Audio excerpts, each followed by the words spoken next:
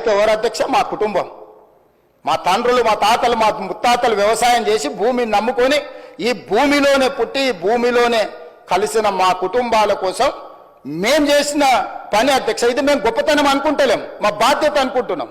ఇది ఒక భావోద్వేగం అధ్యక్ష. ఇది ఉద్యోగం లాంటి పని కాదు.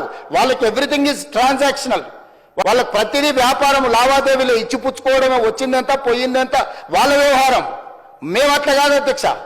రైతు అంటే మాకు ఒక అనుబంధం, ఒక బంధం, మా కుటుంబం, మాది భావోద్వేగం అధ్యక్ష ఈ రైతు రుణమాఫీ.